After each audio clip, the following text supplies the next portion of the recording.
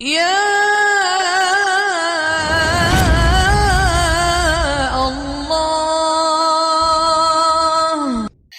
عزیز دوستوں، بزرگوں اور بھائیوں،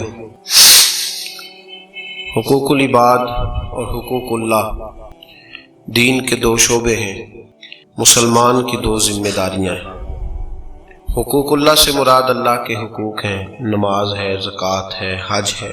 حقوق العباد سے مراد بندوں کے حقوق ہیں، ماں باپ کے، بہن بھائی کے، رشتہ دار کے، دوست احباب کے، بیوی کے، بچوں کے۔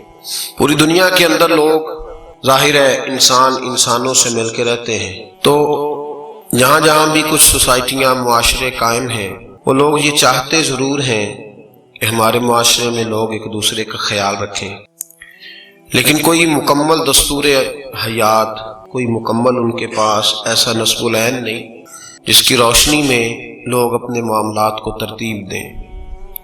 اسلام ایسا خوبصورت اور حسین دین ہے، اللہ نے اس قدر اس کے اندر جاذبیت، حسن اور خوبصورتی رکھی ہے کہ اسلام اپنے ماننے والوں کو تمام حقوق کا مکمل چارٹر عطا فرماتا ہے۔ اب کوئی سا بھی حق اسلام کے اندر تلاش کرنا چاہیں، حتیٰ کہ رستوں کے حقوق بھی میرے نبی پاک نے بیان فرمائے صلی اللہ تعالی علیہ وسلم۔ حضور نے فرمایا ہر جگہ نماز پڑھ لو، تمہیں اجازت ہے، اللہ نے زمین کو پاک کر دیا ہے، لیکن جہاں سے لوگ گزرتے ہوں، ٹریفک گزرتی ہو، رستہ ہو، وہاں نماز نہ پڑھنا منع کر دیا۔ یہ رستے کا حق ہے جو تم نے ادا کرنا ہے۔ اس سڑک پہ نماز پڑھنے سے منع کر دیا گیا، اس پہ پھٹا رکھنے کا کیا حکم ہوگا؟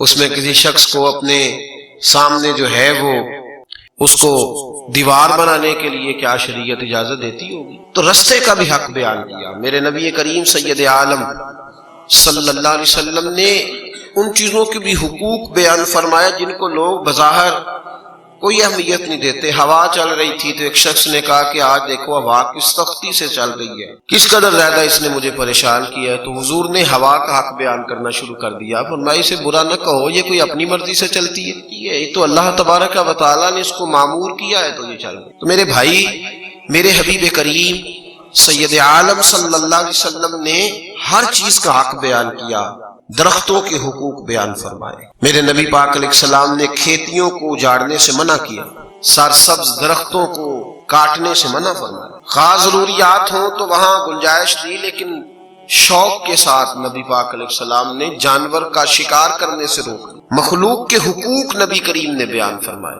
یہ تو مخلوق کی بات ہے جن لوگوں سے مل کر ہم وقت گزارتے ہیں، اگر تعین ہو جائے نا کہ اس شخص کا یہ حق ہے، اس شخص کا یہ حق ہے، تو وہ جو اندر بڑی جنگ جاری رہتی ہے، گھروں کے اندر سخت جنگ جاری رہتی ہے، حالات بگڑے رہتے ہیں، معاملات پریشانیوں کا شکار رہتے ہیں، وہ سارے دور ہو جائیں گے۔ میرے رسول کریم علیہ السلام نے ماں باپ کے حقوق بیان کیے تو بیوی کے بھی تو حق بیان فرمائے ہیں۔ اور میں یہ اکثر کہا کرتا ہوں کہ بیٹے کو ماں باپ کے حقوق سیکھنے چاہیے، بڑی اچھی بات ہے، لیکن ماں باپ کو بھی تھوڑا سمجھنا چاہیے کہ بیوی جو آئی ہے سارا کچھ چھوڑ کے، اس کا بھی تو کوئی حق ہے نا۔ تو یہ کھینچا تانی اگر تعین ہو جائے، ہر آدمی کو پتا ہو کہ میرا یہ دائرہ کار ہے، اس کے اندر میں نے رہنا، یہ میرا حق ہے، میں نے اس حق کو سمجھنا ہے، یہ میری ذمہ داری ہے، اس ذمہ داری کو میں نے پورا کرنا ہے، تو معاشرہ ایک تو اچھا بھی ہو جائے گا، خوبصورت بھی ہو جائے گا، اور دوسرا جنگ و جدال سے بچ جائے گا، لڑائی جھگڑے سے بچ جائے گا۔ نبی پاک صلی اللہ علیہ وسلم نے حقوق العباد کی نزاکت کو بیان کیا، اس کی نزاکت کو بیان کیا، جہاں میرے نبی نے یہ فرمایا ہے کہ ایک طوائف عورت تھی تو اس نے ایک کتے کے بچے کو پانی پلایا تو اللہ نے اسے بخش دیا۔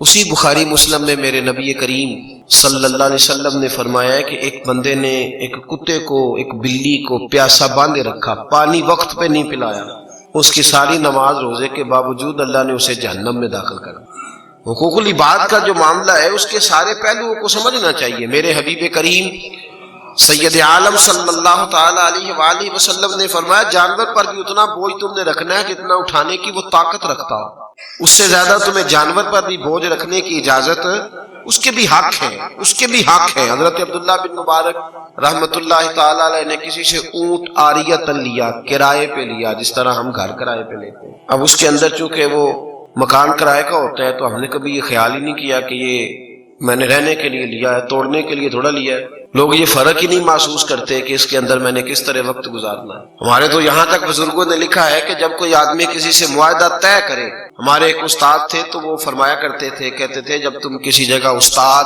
تمہیں رکھا جائے نا پڑھانے کے لیے، تو تم سے پوچھا جائے گا کہ تم کتنا وقت گزارو گے، تو تمہارے ساتھ معاہدہ طے ہوگا کہ میں صبح 8 بجے آؤں گا اور میں 2 بجے جاؤں گا۔ یہ تمہارا ان کے ساتھ وقت طے ہو گیا، یہ ٹائم طے ہو گیا، 6 گھنٹے کی ڈیوٹی طے ہو گیا۔ اب اس میں تمہارا معاوضہ طے ہو گیا کہ میں 15,000 20,000 روپیہ اس کام کا لوں گا، 8 بجے آؤں گا اور 2 بجے جاؤں گا، 6 گھنٹے کا۔ فرمانے لگے اب تمہیں اس وقت بات کرنی پڑے گی، کہنا پڑے گا کہ جناب میں پیشاب کرنے بھی جاؤں گا 6 گھنٹے، میں ٹیلی فون بھی سنوں گا، یہ تمہیں حکم ہے۔ اور اگر تم نے یہ طے نہیں کیا اس وقت تو پھر تمہیں اس کی اجازت نہیں۔ تم نے مسلسل بیٹھنے کا معاہدہ کیا۔ لیکن اساتذہ کے بڑے حقوق ہوتے ہیں، لیکن ان کو بھی سمجھنا چاہیے کہ سموسے کھانے کی انہیں بھی اجازت نہیں ہے کہ وہ کونے پہ بیٹھے ہوئے ہوں اور کلاسیں جو ہیں وہ شور کر رہی ہوں اور استاد جی سموسے کھا رہے ہیں۔ وہ کہہ رہے ہیں چلو پروگرام بنا تھا، کچھ بچوں سے جو تھا نا وہ جرمانہ اکٹھا ہوا تھا تو سموسوں کا پروگرام بن گیا ہے۔ یہ حق ضائع ہو رہا ہے، یہ حق ضائع ہو رہا ہے، یہ حقوق ضائع ہو رہا ہے۔ اساتذہ بچوں کو اپنے بچے سمجھ کے پڑھاتے تھے تو بچے بھی پھر انہیں والد ہی جانتے تھے، لیکن اگر بچے کو اس لیے مار پڑے کہ تو ٹیوشن نہیں پڑھتا تو پھر وہ کہے گا میں پیسے دے کے اس سے پڑھ رہا ہوں، تو پھر ماں باپ کا تعلق کہاں گیا؟ کوئی باپ تو نہیں پیسے دے کے بچے سے اس سے پیسے لے کے اس کو کچھ چیز دے گا۔ بہرحال بات دور نکل جائے گی۔ حقوق کا تعین جو شریعت نے کیا ہے، حضرت عبداللہ بن مبارک رحمت اللہ تعالی علیہ نے ایک آدمی سے گھوڑا اونٹ کرائے پہ لیا۔ آپ نے بغداد سے مصر جانا تھا تو آپ نے وہ طے کر لیا معاہدہ کہ اتنے پیسے میں دوں گا، جس طرح ہمارے یہاں گاڑیاں کرائے کی ملتی ہیں اس زمانے میں جانور کرائے پہ بھی مل جاتے تھے، تو اونٹ کرائے پہ لیا، کہا میں مصر جاؤں گا اور وہاں سے واپس آؤں گا، اتنے پیسے طے ہو گئے۔ جب آپ جانے لگے تو ایک شخص نے آپ کو ایک خط دے دیا، فرمایا یہ میرا خط ہے تو یہ مصر میں فلاں آدمی کو دے دینا۔ آپ فرمانے لگے بھئی اس کے لیے تو مجھے اونٹ کے مالک سے دوبارہ پوچھنا پڑے گا، مجھے پوچھنا پڑے گا، اس لیے کہ یہ بوجھ زیادہ ہے، میں نے تو اپنا یہ جسہ رکھنے کے لیے اس سے کہا تھا، اب وہ جو ایک خط تو کہہ رہا ہے تو وہ میں کس طرح رکھوں گا؟ وہ شخص کہتا میں بہت بڑا دنیا دار تھا، میں نے کہا بابا ایک کاغذ کے ٹکڑے کا کیا بوجھ ہوگا؟ تو آپ فرمانے لگے اس اونٹ کے اندر جان کوئی نہیں، اس کے بھی تو حقوق اللہ اور اس کے رسول نے بیان فرمایا ہے نا، فرمایا اس کو تکلیف ہوگی، جتنا بھی اس پہ بوجھ بڑھے گا تو میں پہلے مالک کے پاس جاؤں گا۔ کہنے لگے آپ مالک کے پاس چاہے جائیں چاہے نہ جائیں، میں آج کے بعد یہ پابندی کروں گا کہ جہاں آپ کا درس ہوگا میں شرکت کیا کروں، میں آپ سے دین سیکھوں گا، میں بھی اخلاق کے اس خوبصورت زاویہ کو سیکھوں گا۔ تو میرے بھائی یاد رکھیں، حقوق جو ہوتے ہیں وہ جب آدمی ادا کرتا ہے تو معاشرے میں خوبصورتی پیدا ہوتی ہے، معاشرے میں حسن پیدا ہوتا ہے۔ جب آپ حقوق ادا کرتے ہیں تو میرے بھائی دیکھیں نا، آپ کسی کو اپنے حق میں مائل کرتے ہیں حقوق لینے کے چکر میں کہ میرے حق ادا کرو، تو اس طرح تھوڑی وہ مائل ہوگا، پیار تھوڑی بڑھے گا، لوگ جبر کرتے ہیں۔ اگر آپ اس کا حق دینا شروع کر دیں، ماں باپ کو حق دیں، بال بچوں کو ان کے حقوق دیں، تو جب آپ کسی کو کوئی چیز دیتے ہیں تو اس کے دل میں آپ کی محبت پیدا ہوتی ہے۔ نبی کریم سید عالم صلی اللہ علیہ وسلم نے فرمایا تحفہ دو تحفہ لو، تمہارے درمیان پیار بڑھے گا۔ ہم حقوق لینے کے چکر میں ہے، دینے کے نہیں، تو تکلیف ہوتی ہے، معاملات خراب ہوتے ہیں۔ حقوق ادا کرنے کی کوشش کریں، حقوق دینے کی کوشش کریں۔ ہمیں لوگ فرمائشیں کرتے ہیں، اگر کوئی بوڑھا شخص کسی جگہ ملاقات ہو جاتی ہے تو کہتے ہیں جناب میرا بیٹا جمعہ پڑھنے آتا ہے تو آپ اس طرح کریں کہ حقوق والدین بھی کچھ سنائیں، بلکہ کئی دفعہ شکوہ کرتے ہیں کہ انہیں چیردہ توڑ کو جمعہ پڑھ دیا، انہیں بھی تمیز نہیں آئی کہ ابے نہ کہیں بولنا ہے۔ تو میں کہتا ہوں مطلب کتنی دیر ہو گئی ہے؟ کہتے ہیں جی 2 سال۔ تو میں نے کہا آپ کے پاس کتنی دیر رہا ہے؟ کہتے ہیں 28 سال۔ تو میں نے کہا جو 28 سال میں نہیں سیکھ سکا وہ 2 سال میں کیسے سیکھے گا؟ آپ کو بھی تو کچھ سکھانا چاہیے تھا نا۔ تو بچے اگر کبھی ملاقات ہو جائے تو بچے کہتے ہیں ابا جی جمعہ پڑھنے آتے ہیں، انہیں بتایا کریں کہ بچوں کے بھی کچھ حقوق ہوتے ہیں۔ بیویوں پیغام بھیجتی ہیں، کہتی ہیں فلاں فلاں حضرات جمعہ پڑھنے آتے ہیں تو آپ کوئی بات ان کو یہ بھی سمجھا دیں کہ بیوی کا بھی کوئی حق ہوتا ہے۔ تو خاوند حضرات اکثر یہ کہتے ہیں کہ وہ جو حدیث ہے کہ خاوند مجازی خدا ہے، یہ کسی طریقے سے گھول کے بیویوں کو پلائی نہیں جا سکتی کہ ان کے اندر تک اتر جائے بات اور یہ پکی ہو جائے اور یہ دور سے سلوٹ کیا کریں، اٹھ کے کھڑی ہو جایا کریں، پھول ہر وقت ہاتھ میں رہے، یہ پوری جو ہے وہ تابع داری کریں۔ یہ کسی طریقے مطلب یہ کہ ہر آدمی اپنے حقوق کی بات کرتا ہے، اپنے حقوق کی، حقوق دینے کی بات ہر آدمی کہتا ہے فٹافٹ میرا حق بیان کر دو، فٹافٹ۔ علماء کو شکوہ ہے کہ عوام قدر نہیں کرتی، عوام کو شکوہ ہے کہ علماء सलीके से हमें बात नहीं समझाते। शिकवा ही शिकवा है, शिकायत ही शिकायत है। कुरान मजीद ने जो तरतीब दी हमें, जो अंदाज कुरान ने हमें दिया, उस अंदाज को आपने समझना है। सूरह निसा की आयत नंबर 36 है।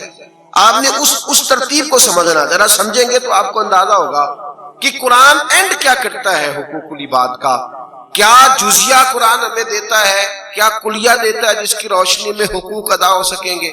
अल्लाह फरमाता है वाबुदुल्लाह, अल्लाह की इबादत करो, वला तुशरिकू बिही शैया, और रब के सिवा उसके साथ किसी को शरीक न ठहरा। वबिल वालिदैन एहसाना, और वालिदैन के साथ एहसान वाला मामला। एक होता है नेकी का बदला नेकी, एक होता है नेकी से बढ़कर नेकी, वो एहसान होता है।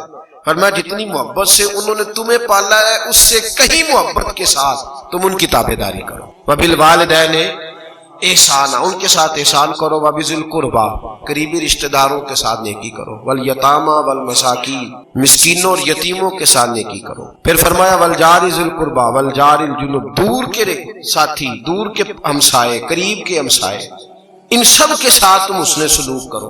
एक तुम्हारा करीब का हमसाया जिसकी दीवार बराबर है, एक 2 4 5 घर छोड़ के, उसके साथ भी उसने सलूक करो।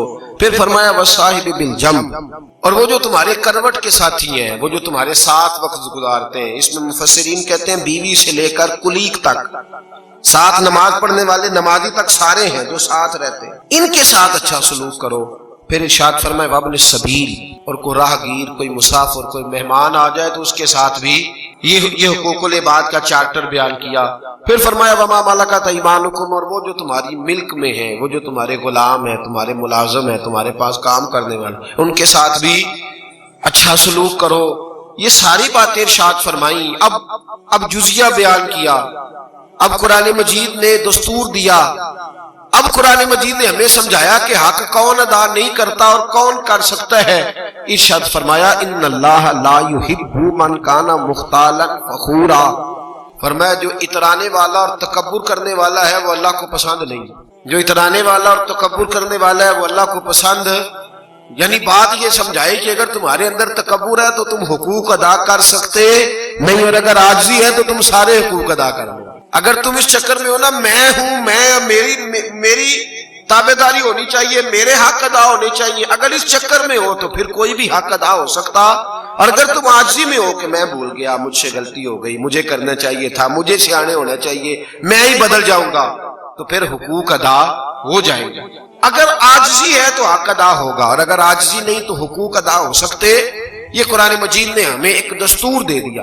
अगर चाहते हो हुकूक अदा करना तो फिर उसके लिए तुम्हें आजिज़ी इख्तियार करनी हो, फिर उसके लिए तुम्हें अपने लेवल को लो करना होगा, फिर तुम्हें उसके लिए सादगी इख्तियार करनी होगी, तकब्बुर से बाहर आना होगा। और अगर तुम्हारे अंदर गुरूर है, अगर तुम्हारे अंदर तकब्बुर है, अगर तुम्हारी तबीयतों के अंदर जो है वो ये बात भरी हुई है कि मैं सबसे अच्छा हूं, फिर तुम किसी का हक अदा कर सकते।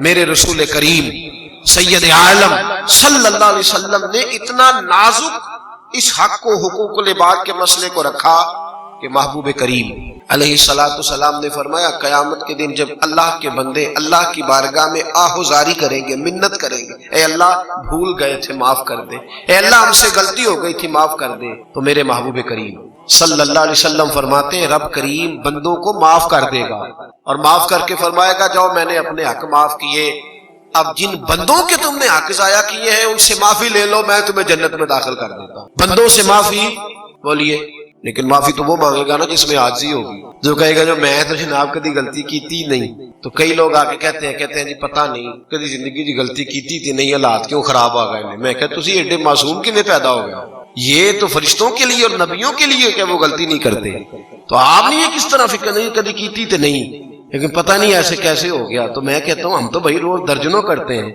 वो नुस्खा आप भी बता दे जिससे होती नहीं गलती। अजीब मामला है, लोग अपने मामले में जो फतवा देते हैं तो सफाई का, और बाकियों के मामले में जब बात करते हैं तो सख्ती की। मेरे महबूब करीम सैयद आलम सल्लल्लाहु अलैहि वसल्लम ने जो हमें लबो लहजा दिया, सुनिए। हुजूर ने फरमाया शहीद का पहला कतरा जमीन पे गिरता है तो अल्लाह फरमाता है दरवाजे खोल दो जन्नत के सारे, मैंने इसके गुनाह माफ कर दिए हैं।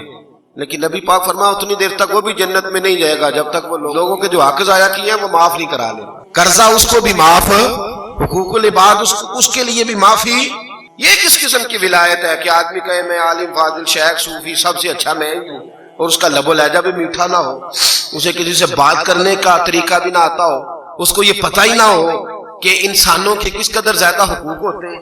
ہم یہ سکھاتے ہی نہیں، سمجھاتے ہی نہیں اپنے بچوں کو کہ بھئی نماز روزہ حج زکوٰۃ یہ حقوق اللہ ہیں، ان کی کمی معاف ہے، لیکن اگر بندوں کے حق میں کوئی کمی رہ گئی تو وہ اللہ معاف۔ حقوق العباد والا میں نے پہلے کہہ دیا کہ عاجزی کی نعمت ہے، اگر آپ عاجزی بن آپ کے اندر آ جائے پھر سارے حق ادا ہوں گے۔ اگر آپ اپنی اولاد کو، اپنے بچوں کو عاجزی سکھانے میں، بہت سارے گھرانے کہتے ہیں ہم نے بچے لاڈ سے رکھے ہوئے، پیار سے پالے ہوئے، وہ اصل لاڈ کا مطلب ہوتا ہے کہ تکبر کر دیا ان کے اندر، وہ لاڈ نہیں وہ غرور ہے۔ انہیں سکھا دیا جاتا ہے کہ صرف تم ہو، تمہارے سوا اور کوئی، تمہارے علاوہ کوئی شے نہیں، وہ لاڈ نہیں ہوتا۔ خدا مجھے ایسی خدائی نہ دے کہ اپنے سوا کچھ دکھائی نہ دے۔ تو قرآن نے کہا جو متکبر ہوگا وہ کبھی بھی حقوق العباد ادا کر سکتا، حقوق العباد وہ ادا کرے گا جس کے اندر عاجزی ہے، جس کے اندر انکساری ہے۔ آج لوگ روز حق ضائع کرتے ہیں، روز حقوق ضائع ہوتے ہیں۔ دیکھیے نا، 2 حصے بیٹے کے اور 1 حصہ نہیں پتا اس مسئلے کا، بیٹی کا کتنا حصہ ہے، بیٹے کے کہنے نے کڑی کی شادی بھی تو کی تھی، جہیز بھی تو دیتا ہے تو فارغ ہو گئی۔ اور یہ صرف ذمہ دار کے لیے نہیں، ذمہ دار تو خیر موج والے لوگ ہیں، اللہ خیر کرے، انہوں نے تو بڑی سکیمیں رکھی ہوتی ہیں، کوئی نہ کوئی داد اپا لگا ہی لیتے ہیں، انہوں نے تو کوئی نہ کوئی کاغذوں کی مارنا، اللہ ماشاءاللہ سب کی بات نہیں کرتا، انہوں نے کوئی نہ کوئی طریقے رکھے ہوتے ہیں۔ میں سنتا رہتا ہوں، میرے پاس آتے رہتے ہیں لوگ مسئلے پوچھنے، انہوں نے تو کوئی نہ کوئی چکر رکھا ہوتا ہے۔ ایک بچی مجھے آگے کہنے لگی میرے ابا جی کہتے ہیں خامن کہتا ہے حصہ لے کے آؤ، ادھر سے بھی مجبوری ہے، ابا جی کہتے ہیں جی حصہ لینا ہی تو میرا منہ نہ ویکھی مرے گا، تو میں کہ بہن تو نہ ویکھی کوئی ضروری ہے ظالم دا منہ ویکھنا، نہ ویکھی تو چھڈ پرا تو حصہ لے، کوئی ضرورت نہیں۔ ہاں سچی بات کر رہا ہوں، نہ دیکھے منہ، نہ دکھائے ابا، جو ابا ظالم ہے اس کا منہ دیکھنے کی ضرورت کیا ہے؟ جب رسول کریم سید عالم صلی اللہ علیہ وسلم نے حق رکھا ہے، جب اللہ نے حق رکھا ہے تو یہ کون ہوتا ہے کہنے والا کہ میں نہیں دیتا، تم مرے کا منہ نہ دیکھنا، تو نہ دکھائے منہ، ایسا منہ دیکھنا چاہیے بھی نہیں جو ظالم کا، جابر کا، اعلانیہ فس کرنے والے کا منہ ہو۔ میرے نبی کریم علیہ السلام نے حق رکھا ہے، کون بیٹی کو حق، اور یہ بھی یاد رکھیں اس میں صرف ذمہ دار کی بات نہیں کہ 2 مربے کا مالک تھا تو بیٹی کو حق نہیں دیا، جس کی جمع پونجی 25,000 روپے ہے، 2 بیٹے اور 1 بیٹی ہے، 5,000 اس کی بیٹی کا بھی بنتا ہے، اگر وہ بھی نہیں دیتا تو وہ بھی ظالم ہے، جابر ہے، اللہ کی بارگاہ میں اسے جواب دینا پڑے گا۔ ادھر خامد صاحب انہوں نے تلوار نکالی ہوتی ہے حصہ لے کے آ، ادھر سے بھائیوں کے پاس جاتی ہے تو بھائی کہتے ہیں ٹھیک ہے حصہ لے لے، دوبارہ ملنے نہ آنا۔ اتنا ظلم، اتنی زیادتی، اور بھی فلسفہ ہے لوگوں کا، کہتے ہیں جی وہ نواسیاں کھائیں گے، وہ ہم نے تھوڑا کھانا ہے۔ کمال ہو گئی، تمہارے نواسیاں ہیں تو ماں کے تو بیٹے ہیں کہ نہیں، ان کی تو بیٹیاں کہ نہیں، تم اسے حقدار بناؤ۔ ہمارے فقہاء نے مسئلہ لکھا ہے کہ بیٹی سے منہ زبانی معاف کرانا بھی جائز نہیں، معاف کرانا، بلکہ امام شافعی رحمۃ اللہ تعالیٰ علیہ فرماتے ہیں پیسے بیٹی کے آگے رکھو، اس کے ہاتھ میں پکڑاؤ، وہ کو یہ تیرا حق ہے، اگر وہ لے کے چلی جائے اسے ایک دفعہ مالک بناؤ، اس کو کوئی یہ تیرے پیسے ہیں، اپنی مرضی سے وہ باپ کو واپس کرے تو اسے اجازت ہے، اپنی مرضی سے بھائی کو دے دے تو اسے، یہ منہ زبانی معافی کون سی ہوتی ہے جی؟ معاف کرتی ہو، کہتی ہے جی چلو ٹھیک ہے معاف کیا، کیا کرے، بلکہ اللہ تبارک و تعالیٰ معاف کرے، ایسی باتیں بھی سننے میں آتی ہیں۔ اگر کوئی جائیدادیں ہیں تو بیٹیوں سے شادی سے پہلے اسٹام لے لیتے، شادی سے پہلے ہی، بیٹی بیچاری کیا کرے، کدھر جائے؟ میاں صاحب کہتے ہیں تیاں لی پردیس وے بابل تے پتراں لی جاگیراں، چپ رہنا تے منہ کچھ بھی نہ کہنا، بس تیاں دیاں تقدیراں۔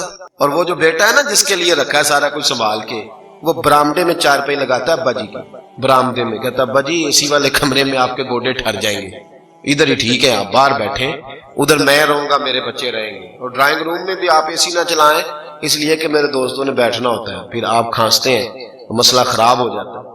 یہ زیادتی ہم کرتے ہیں اپنے ساتھ، بیوی کا حصہ بنتا ہے خاوند کی جائیداد میں، لیکن اگر بیوی، پہلی تو بات یہ ہے کہ اگر خاوند انتقال کر جائے تو بیوی پہ پابندی ہے کہ تم نے دوسری شادی نہیں کرنی، بچوں کے پاس بیٹھ دھیان سے۔ ہاں بیوی فوت ہو جائے تو خاوند چیلم بھی نہیں ہونے دیتا، وہ فٹافٹ کرتا ہے، تو فوری طور پہ وہ کہنے لگ جاتا ہے روٹی نہیں پکتی، چاہے جب بیوی تھی تو ہفتہ گھر سے کھاتا ہی نہیں تھا، اب اگلے ہفتے ہی سٹوری چھیڑ دیتا ہے روٹی نہیں پکتی، کپڑے میلے رہ گئے، فلاں ہو گیا۔ اور اگر بیوی سنے، حضرت عمر فاروق رضی اللہ تعالی، آپ کے زمانے سے پہلے طریقہ یہ تھا کہ لوگ جہاد کے لیے جاتے تھے تو کئی سال لوگ جہاد میں ہی رہتے تھے، واپس نہیں آتے تھے۔ ایک دن حضرت عمر مدینے کی ایک گلی سے گزر رہے تھے تو ایک عورت کو اپنے خامن کی یاد میں شعر پڑھتے سنا۔ اپنی بیوی سے آ کے پوچھا کہ ایک دفعہ اگر میاں بیوی کی ملاقات ہو تو پھر بیوی کتنا وقت رہ سکتی ہے خامن کے بغیر؟ تو زوجہ کہنے لگی حضور 4 مہینے سے زیادہ نہیں رہ سکتی۔ آپ نے حکم دے دیا، حکم دیا، فرمایا کوئی شوہر بھی 4 مہینے سے زیادہ باہر نہ رہے، واپس آ جائے، یہ حکم ہے شوہر کے لیے۔ حضرت فاروق اعظم کا مجھے ایک بات بتلائیے کہ خامن نے تو چیلم سے پہلے شادی کر لی اور بیوی پر پابندی ہے، وہ جوان بھی ہے، طاقت بھی ہے اور خامن سے مل بھی چکی ہے، کہتے 2-3 بچے ہیں تو بیٹھ۔ اور سب سے زیادہ ظلم یہ بچی کے والدین کرتے ہیں، سب سے زیادہ زیادتی۔ حضرت ام سلمہ رضی اللہ تعالی عنہا، جناب ام سلمہ فرماتی ہیں میں بوڑھی بھی تھی، اتنی خوبصورت بھی نہیں تھی، میرے خامن کا انتقال ہو گیا تو رسول پاک نے میرے لیے نکاح کا پیغام بھیجا۔ کہتی ہے میں حاضر ہوئی، میں نے کہا محبوبہ میں غلام ہوں، میں حاضر ہوں، لیکن یا رسول اللہ نہ تو میں اس قابل ہوں کہ میں خوبصورت ہی رہوں اور نہ اس قابل ہوں کہ کوئی خدمت ہی کر سکوں، تو یا رسول اللہ میرے ساتھ نکاح۔ نبی کریم نے فرمایا تو بوڑھی اور کمزور ہے اور لاوارث بھی ہے، تیرا خیال کوئی نہیں رکھے گا، میں اس لیے شادی کرنا چاہتا ہوں کہ تجھے وہ سہارا ملے جو اللہ نے سب سے مضبوط بنایا ہے، جو سب سے تگڑا سہارا ہے وہ تجھے دینا چاہتا ہوں۔ میرے حبیب کریم سید عالم صلی اللہ تعالی علیہ وسلم نے بیوہ کے ساتھ خود نکاح، ایک ہی تو نبی پاک نے شادی کنواری عورت کے ساتھ کی۔ نبی پاک صلی اللہ علیہ وسلم نے جب بیوہ کو ترجیح دی ہے تو ہمارے معاشرے میں ظلم ہوتا ہے، اس کو کہا جاتا نہیں تو نے نہیں کرنی، تو نے یہ حق اس تیزی کے ساتھ ضائع ہوتا ہے، پھر گناہ کا دروازہ کھلتا ہے، پھر ظلم ہوتے ہیں۔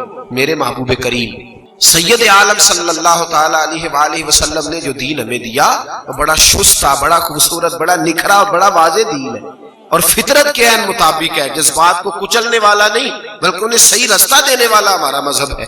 تو میرے بھائی حقوق العباد کے معاملے میں اور ایک اور بات بھی سن لیں، ایک آدمی انتقال کر گیا، اس کے بچے اگر نابالغ ہیں تو اس کے پیسوں میں سے اس کے لیے اصالے ثواب کے لیے ختم دلانا بھی جائز نہیں، جب تک وراثت تقسیم نہیں ہوتی، بچے بالغ نہیں ہوتے۔ اگر ضرور اصالے ثواب کرنا ہے، ختم دلانا تو بہن بھائی اپنی جیب سے کریں گے۔ اگر بچے نابالغ ہیں تو بچے کہہ بھی دیں کہ ہمارے ابا جی کے لیے 6 دے گے پکا لو، تو پھر بھی پکانے کی اجازت اس لیے کہ وہ وارث ہے اور نابالغ اپنی مرضی سے بھی کوئی چیز کسی کو نہیں دے سکتا۔ حقوق العباد کا معاملہ نازک ہے۔ میرے محبوب کریم سید عالم صلی اللہ علیہ وسلم نے اس کی نزاکت کو بیان کیا ہے، نزاکت کو، کسی بندے کا حق ضائع کر جانا کسی شخص، اور سب سے بڑا حق پتہ کیا؟ حق عزت۔ حق عزت، اگر آپ نے کسی کو حق عزت نہیں دیا، تو اگر کسی نے حق عزت نہیں دیا، یار روزی روٹی کا مسئلہ حل ہو ہی جاتا ہے۔ اس زمانے میں جو سب سے بڑی پریشانی ہے وہ عزت کی ہے، لوگ ایک دوسرے کا احترام نہیں کرتے۔ میں اکثر کہا کرتا ہوں کہ رشتوں کے نام ہیں، احترام نہیں۔ میرے رسول نے رشتوں کے احترام بیان فرمائے اور پہلے رشتوں کے نام تھے، حضور تشریف لائے تو حضور نے رشتوں کے مقام بیان فرمائے، ان کے احترام بیان فرمائے۔ عزت نہیں دیتے۔ بخاری مسلم کی حدیث سنیے، میرے نبی کریم سید عالم آقائد عالم صلی اللہ علیہ وسلم نے ارشاد فرمایا، صحابہ بتلاؤ میری امت میں غریب کون ہے، مفلس کون ہے، نادار کون ہے، تہی دامن کون ہے، خالی ہاتھ کون ہے؟ صحابہ نے عرض کی حضور جس کے پاس درہم و دینار نہ ہو، دولت نہ ہو۔ نبی پاک نے فرمایا نہیں وہ نہیں۔ تو حضور پھر آپ بتا دیں، تو میرے حبیب کریم سید عالم علیہ السلام نے فرمایا میری امت کا سب سے مفلس اور غریب وہ ہے جو قیامت کے دن احد پہاڑ کے برابر نیکیاں لے کے آئے گا۔ یا رسول اللہ احد پہاڑ کے برابر نیکیاں پھر بھی مفلس؟ نبی پاک نے فرمایا احد کے برابر نیکیاں ہیں، نماز، روزہ، حج، زکوٰۃ، عمرے، طواف، صدقات، کیا بات ہے، احد پہاڑ کے برابر نیکیاں ہیں۔ لیکن جب حساب کرنے کے لیے کھڑا ہوا ہے، فرشتوں نے جب اس کا نامہ اعمال نکالا ہے تو کسی کی اس نے غیبت کی ہے، کسی کو گالی دی ہے، کسی کو برا کہا ہے، اپنی پارسائی میں کئیوں کی پگڑیاں اچھال گیا ہے، اپنے تقوی کے زعم میں کئیوں پہ اعتراض کر گیا ہے۔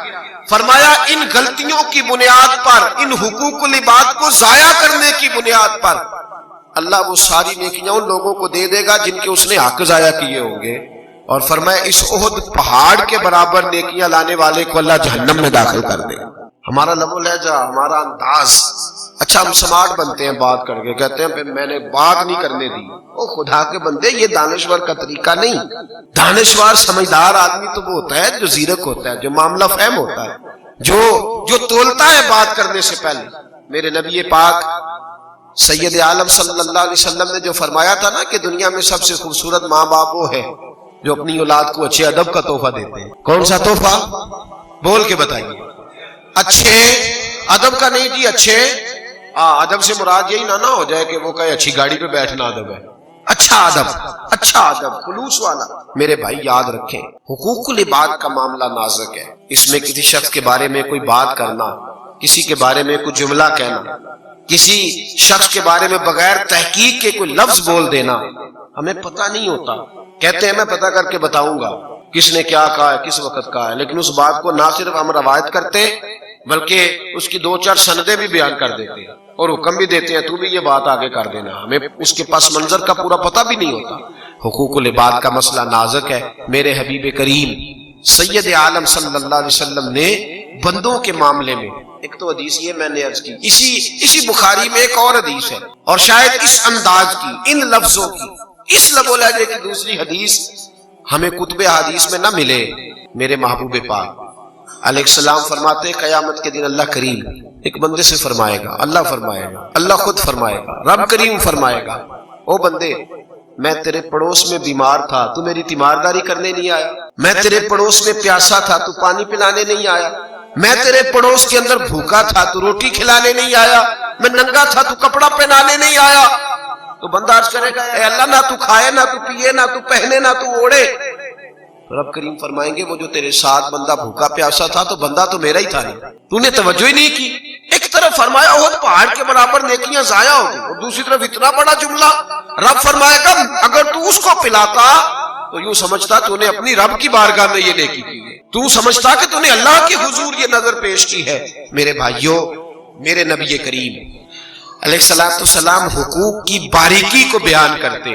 آج لوگوں نے نماز پڑھنے کا نام نیکی رکھ دیا ہے، روزہ رکھنے کا نام نیکی رکھ دیا ہے، حالانکہ نیکی تو گناہ سے بچنے کو کہتے ہیں. حالانکہ نیک تو وہ ہوتا ہے جو حقوق العباد کے معاملے میں بھی پورے تقوی طہارت کا پابند ہو. دیکھیے نا حبیب کریم سید عالم علیہ السلام کی بارگاہ میں صحابی نے آ کے عرض کی حضور میں جہاد پہ جانا چاہتا ہوں. تو حضور نے فرمایا تیری اماں زندہ ہے؟ حضور زندہ ہے. فرمایا جا کے گھر اس کی خدمت کر، اللہ تجھے میدان میں لڑنے والے مجاہد کا ثواب گھر بیٹھے ہی عطا فرما دے گا. اس کی نوکری تو کر، اس کا حق تو ادا کر، اس کی طرف دیکھ تو صحیح. حضرت سلمان فارسی رضی اللہ تعالیٰ عنہ ارشاد فرماتے ہیں کہ ایک صحابی کے بارے میں حضور کی بارگاہ میں عرض کیا گیا کہ یا رسول اللہ یہ ساری رات نماز پڑھتے ہیں، سارا دن روزہ رکھتے ہیں، حضور یہ ہر وقت تقویٰ طہارت میں رہتے ہیں، بڑے نیک ہیں، کیا بات ہے ان کی نیکی کی؟ نبی کریم نے بلایا. حضور نے فرمایا تو زیادہ اللہ سے ڈرتا ہے یا میں زیادہ ڈرتا ہوں؟ اور دیکھیے حضور آپ ہی زیادہ ڈرتے ہیں. تو فرمایا تو ساری رات نماز پڑھتا ہے حالانکہ میں کچھ دیر آرام بھی کرتا ہوں، تو سارا دن روزہ رکھتا ہے حالانکہ میں ایک دن چھوڑ کے ایک دن روزہ رکھتا ہوں. صحابی کہتے ہیں میری آنکھیں کھل گئی، حضور کیا فرما رہے ہیں؟ نبی پاک نے فرمایا تیرے وجود کا بھی تیرے اوپر حق ہے، تیری آنکھ نے بند ہونا ہے، نیند آنی ہے، یہ بھی تیرے اوپر تیری آنکھ کا حق ہے. اور فرمایا تیرے گھر میں جو بیوی رہتی ہے اس کا بھی تیرے اوپر حق ہے، تیرے وجود کا بھی تیرے اوپر حق ہے. حقوق العباد کو بھی سمجھ، اس پر بھی غور کر. نبی رحمت سید عالم صلی اللہ علیہ وسلم نے ہمیں ان حقوق کی بابت بھی ارشاد فرمایا. حضور نے فرمایا خاوند اگر رزق حلال کما کے اپنی بیوی کے منہ میں لقمہ ڈالے گا تو اللہ اسے کامل صدقے کا ثواب عطا فرمائے گا. اگر اپنے بچوں کے منہ میں وہ روٹی ڈالے گا تو اللہ کامل صدقے کا ثواب عطا فرمائے گا. تو میرے بھائی یاد رکھیں یہ سارا چارٹر ہمیں نبی حضرت عبداللہ ابن عباس حضور کے چچا زاد بھائی ہیں، مسجد میں اعتکاف بیٹھے رہے. ایک شخص آ گیا آپ کے پیچھے بیٹھ گیا. فرمایا کیسے آئے گا؟ اس نے کہا حضور ایک شخص کا مجھ پر قرض آتا ہے اور وہ مجھے گنجائش دینے کو تیار نہیں، میں مجبور ہوں.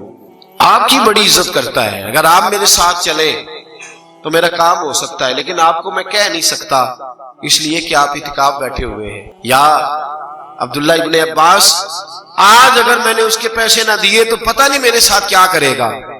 جناب عبداللہ ابن عباس نے اس کا بازو پکڑا اور مسجد سے باہر نکلا ہے. کہنے لگا حضور آپ کے اعتکاف کا کیا بنے گا؟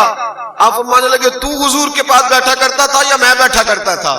کہا جناب آپ ہی بیٹھتے تھے. فرمایا سن پھر میرے نبی کریم صلی اللہ علیہ وسلم نے فرمایا تو ایک دکھیے کا دکھ دور کر دے اللہ 10 بار اعتکاف کرنے سے زیادہ ثواب عطا فرمائے.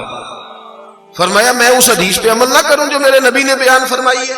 فرمایا یہ جو اعتکاف ہے نا یہ میرا ٹوٹ گیا ہے، میں اسے قضا کروں گا، دوبارہ ادا کروں گا. لیکن اگر تیرے بچے رو پڑتے، اگر تیری بیٹیاں تڑپ جاتی، اگر تیری بیوی روتی، تیری ماں تڑپتی، تو ان کے آنسو جو بہہ جاتے تو اس دکھ کا مداوا کون کرتا؟ اس تکلیف کو دوبارہ سہولت میں کون بدلتا؟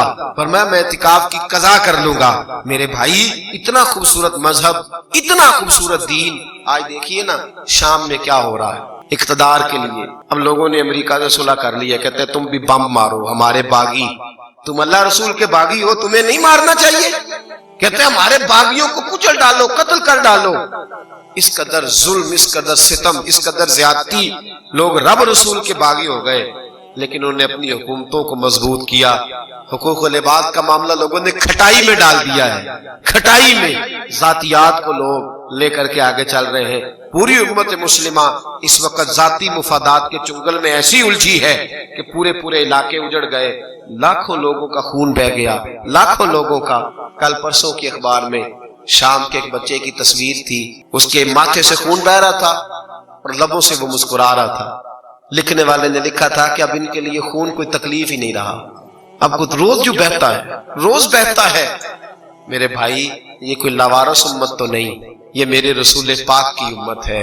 یہ کوئی ایسے تو نہیں جن کا خدا کوئی نہ ہو، یہ رب کریم کے ماننے والے ہیں۔ فلسطین میں خون بہے، کشمیر میں خون بہے، ایک آدھ بیان دے کے سارے حکمران فارغ ہو جاتے ہیں، ایک آدھ بات کر کے سارے خطیب وائے سب لوگ چھٹی کر گئے، ایک دعا ہو گئی تو معاملہ ختم ہو گیا۔ لیکن آخر دستور کب بنے گا؟ آخر کب ان لوگوں کے لیے لوگ میدان سجائیں گے؟ حقوق العباد کے معاملے میں اس قدر زیادتی کا شکار ہے لوگ۔ سینکڑوں لوگ لیبیا میں ظالموں کی قید میں ہیں، حکومتوں کی جنگ میں ظالموں کی قید میں، ان کا اپنے گھروں سے رابطہ بھی ٹوٹا ہوا ہے۔ ان کے گھر والے کہتے ہیں اگر ماری گئے ہیں تب بھی ہمیں خبر مل جائے، چلو تسلی تو ہو جائے۔ حقوق العباد کے معاملے میں مسلمان اس قدر زیادہ لاپرواہ ہو گیا۔ میرے حبیب کریم سید عالم نور مجسم صلی اللہ علیہ وسلم نے اپنے غلاموں کو کہا کہ اپنے آپ کو تکلیف میں دے کے، اپنے وجود پہ جبر کر کے تو دوسروں کے پاس لحاظ، دو تین جملے نا ہم فٹافٹ کہہ دیتے ہیں، دو تین جملے کہنا پسند کرتے ہیں۔ صاحب آپ تو امیروں کے ہاں جاتے ہیں، ذرا غریب کے ہاں بھی پھیرا لگائیے گا۔ پھر دل کرتا ہے، طبیعت اتنی ٹوٹتی ہے کہ طبیعت مانتی ہے کہ اسے کہا جائے نہیں تیرے ہاں نہیں آنا۔ یہ تو نے لب و لہجہ کیسے استعمال کر لیا بغیر تحقیق کے؟ تو نے بات ہم نہیں محسوس کرتے کہ ہمیں کس طرح سے بولنا چاہیے، کس طرح کا ہمارا انداز ہونا چاہیے۔ حقوق العباد کے معاملے میں ہم کبھی بھی اپنے آپ کو سمیٹ کے نہیں رکھتے الا ماشاءاللہ۔ میرے بھائی، میرے نبی کریم سید عالم صلی اللہ علیہ وسلم نے فرمایا اپنے اوپر جبر کر، تکلیف میں رہ، اور دوسروں کے معاملے میں تو نرمی اختیار کر، دوسروں کے حقوق کا تو خیال کر۔ سیدہ طیبہ طاہرہ حضرت فاطمہ رضی اللہ تعالی عنہا بی بی صاحبہ علیل ہو گئی، بخار کا عالم ہے، اور آپ کو پتہ ہے جب بخار چڑھتا ہے تو انسان کا منہ کڑواہٹ کا شکار ہوتا ہے، اسے کوئی چیز اچھی نہیں لگتی۔ اور نبی پاک نے بھی حکم دیا ہے، فرمایا بیمار سے پوچھا کرو، ضد نہ کیا کرو کہ یہ چیز کھا لے، اس لیے کہ بیمار کو اللہ ہی کھلاتا ہے، اللہ ہی پلاتا ہے۔ اس کو ضد نہ کیا کرو کہ ضرور کھا ضرور کھا، اسے اللہ کھلاتا پلاتا ہے۔ تو حضرت فاطمہ شدید طبیعت مبارک میں بظاہر الحالت ہے۔ مولا علی شیر خدا رضی اللہ تعالیٰ عنہ اٹھ کے قریب آئے، کہنے لگے فاطمہ کئی دنوں سے تم نے کچھ کھایا نہیں، اگر کچھ کھانے کو دل ہو تو مجھے بتا، اور تو نے کبھی فرمائش بھی نہیں کی، آج میرا دل کرتا ہے تو فرمائش کر۔ حضرت فاطمہ کہنے لگی علی اگر ایک انار مل جائے نا تو میری طبیعت مانتی ہے کہ میں انار کھاؤں، ذرا ٹھنڈا ہوگا، میرے دل کو ٹھنڈا کرے، انار مل جائے۔ حضرت علی فرماتے فاطمہ نے انار کا کہہ بھی دیا اور میری جیب میں ایک دینار بھی نہیں، آئے گا کہاں سے؟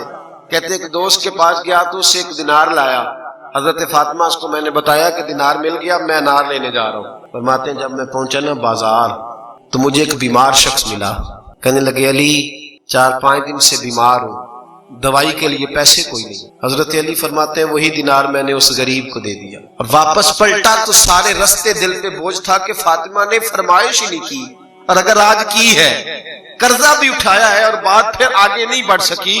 فرماتے میں واپس آیا، آ کے کھڑا ہوا، پاک رسول کی پاک بیٹی، عزت والے محبوب کی عزت والی بیٹی، پردہ پوش نبی کی پردہ پوش بیٹی، فرماتے سامنے کھڑا ہوا تو بی بی صاحبہ فرمانے لگی علی تم انار نہیں لائے، مجھے پتا چل گیا ہے ضرور کسی ضرورت مند کو دے آئے ہوگے، کسی ضرورت مند کو دیے ہوگے، میں علی کو جانتی ہوں۔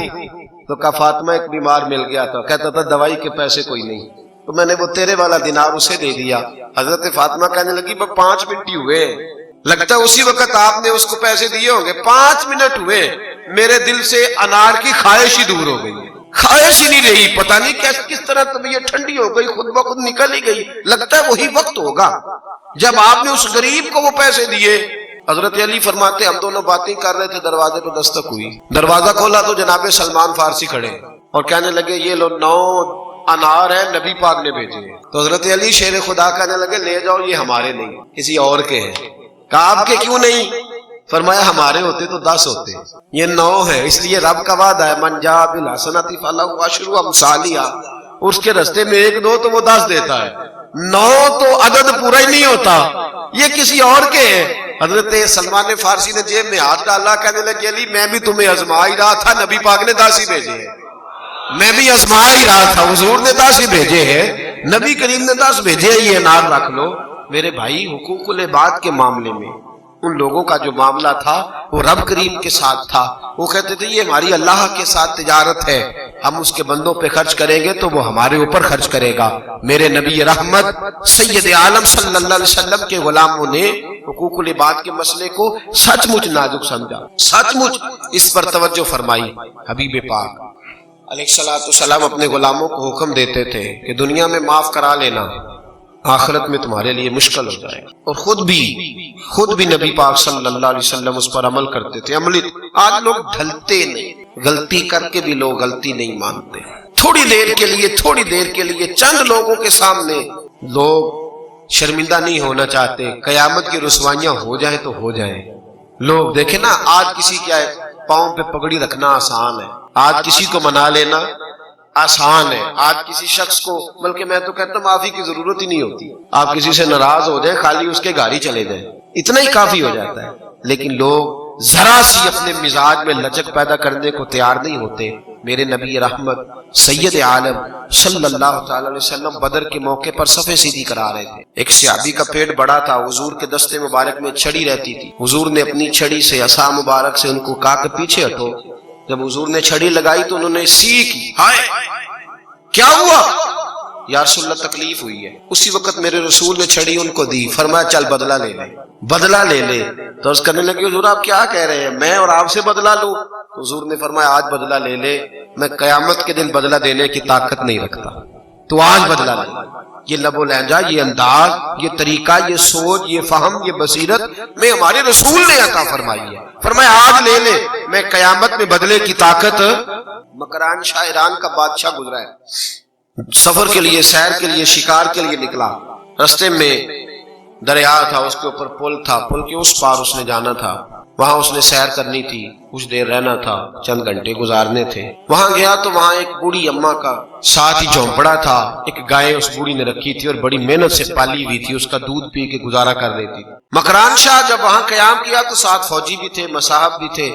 بادشاہ شکار کرتے کرتے آگے نکل گیا, پیچھے سے فوجیوں نے گائے دیکھا تو بڑی حسین جمیل خوبصورت گائے نظر آئی. انہوں نے جلدی سے گرائی, اس کو ذبح کیا, کھا گئے. اماں واپس لوٹی, اس نے احتجاج کیا کہ چل دوڑ جا, یہ پتہ نہیں ہم کون ہیں, تو کون ہوتی ہے بات کرنے والی؟ اماں نے کہا بھئی میں بوڑھی اور بیوہ عورت ہوں, یہ گائے میرا سہارا تھی, میں دودھ پی کے وقت گزار لیتی تھی. تم نے اتنا ظلم کیا ہے کہ ایک شخص سے اس کے جینے کا حق ہی تم نے چھین لیا ہے, اور پھر آگے سے تم بات بھی نہیں سنتا, چل دوڑ جا, پتہ نہیں ہم کون ہوتے. اماں بڑی پریشان ہوئی لیکن تھی بڑی سمجھدار. جب بادشاہ واپس جانے لگا نا پل سے گزر کے, تو اماں پل پہ کھڑی ہو گئی. پل پہ کھڑے ہو کے بادشاہ گزرا تو اماں نے آگے بڑھ کے دوڑ کے گھوڑے کی لگام پکڑ لی, گھوڑا کھڑا ہو گیا. ماں میرے بھائی, طاقت اصل میں مظلوم کے پاس ہی ہوتی ہے. ہمت والا وہ ہوتا ہے جو حق پہ ہوتا ہے, جو جھوٹ پر فریب پہ ہوتا ہے. وہ جتنے مرضی اپنی زبان کو تیز چلائے اور جتنے مرضی نعرے والے لوگ ساتھ رکھے, جتنے مرضی ہٹو بچو کے اس کے پاس ذریعے ہوں, وہ کبھی مضبوط نہیں ہوتا. اس کے پاس کبھی خدائی طاقتیں نہیں ہوتی. لگام پکڑ لی اور بوڑھی اماں کہنے لگی مکران شاہ, تیرے سپاہی میری گائے ذبح کر کے کھا گئے ہیں, تو بتا اس پل پہ کھڑے ہو کے حساب دے گا یا پل صراط پہ حساب دے گا؟ بتا دونوں میں سے کہاں حساب دینا ہے. دینا تجھے پڑے گا, اگر یہاں دے دے گا تو بچ جائے گا, ورنہ میں وہاں بھی لے لوں گی. میں بھولنے والی نہیں, میں حساب لوں گی اور تجھے دینا ہوگا. سر چکرایا, بادشاہ دھڑام سے زمین پہ گرا, کہنے لگا اماں میں پل صراط پہ حساب نہیں دے سکتا, تو یہی مجھ سے حساب لے لے، یہی کھڑے کھڑے حساب لے لے۔ کہا میری گائے کے پیسے رکھ، پیسے بھی دیے، ماں کے قدموں سے بھی لگ گئے اور فوری طور پر معافی مانگ کے اس کو راضی بھی کیا۔ میرے بھائی یہاں اگر حساب ہو جائے گا تو صحیح رہے گا، اور اگر یہاں حساب نہ دیا تو پھر پل صراط پہ تو دینا ہی پڑے گا۔ پھر رب کریم کی بارگاہ میں اور نبی کریم علیہ السلام نے اتنے سخت احکامات حقوق العباد کے معاملے میں فرمائے۔ حضور نے فرمایا اگر کسی ذمی کافر پر میرے مسلمان نے ظلم کیا، وہ کافر تھا، ذمی تھا، مسلمانوں کے علاقے میں رہتا تھا، اس پر اگر کسی مسلمان نے بھی زیادتی کی تو فرمایا جب ان دونوں کا مقدمہ اللہ کی بارگاہ میں کھڑا ہوگا تو میں اپنا کلمہ پڑھنے والے امتی کا ساتھ نہیں دوں گا، میں اس ذمی کافر کا ساتھ دوں گا، اور میں اللہ کی بارگاہ میں عرض کروں گا یا اللہ اس نے ظلم کیا تھا، اسے سزا دے۔ بھئی ہمارا سارا دار و مدار تو رسول پاک کی شفاعت پہ ہے نا، نبی کریم کی سفارش پہ دار و مدار ہے۔ تو حضور بھی فرما رہے ہیں کہ میں ظالم کی سفارش ہے، میں جابر ظالم کی سفارش اللہ کی بارگاہ میں، اس کا مطلب ہے باقی اور گناہ ہوں گے تو حضور سفارش کر دیں گے، لیکن اگر ظلم کیا، بندوں کو لتاڑا، ان پر زیادتی کی، تو میرے محبوب فرماتے ہیں میں تمہاری سفارش بھی نہیں کروں گا۔ یاد رکھیں حقوق العباد کے معاملے میں نے شروع میں کہا کہ قرآن مجید کہتا ہے تکبر سے بچیں، تکبر ہوگا تو حق ادا نہیں ہوگی۔ تکبر والا صرف حقوق مانگے گا، دے نہیں سکے گا۔ جو عاجزی والا ہوگا نا، عاجزی والا، وہ سب کے حقوق ادا کرے گا۔ میرے حبیب کریم علیہ السلام نے دنیا سے جاتے وقت ظاہری پردہ کرتے وقت بھی اعلان کیا تھا میں جا رہا ہوں، کسی کا حق آتا ہو تو وصول کر سکتا ہے، کسی کا حق آتا ہو تو وصول کر سکتا ہے۔ میرے بھائی جب ہم روزمرہ کے معاملات میں وقت گزارتے ہیں تو قرآن ہمیں حکم دیتا ہے کہ بال بچوں کے ساتھ، رشتہ داروں کے ساتھ، ماں باپ کے ساتھ پہلو عاجزی والا اختیار کریں، انکساری والا اختیار۔ ہاں غلط بات نہ مانے، حضور نے فرمایا تمہارا گھر میں ڈنڈا بھی لٹکنا چاہیے، جہاں سختی کی حاجت ہو وہاں سختی کرنا حکم ہے شریعت اسلامیہ کا، لیکن اگر حقوق ادا کرنے ہیں تو اس کے لیے نرمی پیدا کرنی ہوگی، اس کے لیے ہمیں اپنی طبیعتوں کے اندر خلوص پیدا کرنا ہوگا، اس کے لیے تھوڑا سا اپنے لیول کو نیچے لانا ہوگا، عاجزی پیدا۔ جب یہ عاجزی پیدا ہو جائے گی پھر سب کے لیے اچھے ہو جائیں گے، سب کے لیے بھلے ہو جائیں گے۔ رب کریم سمجھنے کی توفیق عطا فرمائے۔ آخر دعوانا الحمدللہ۔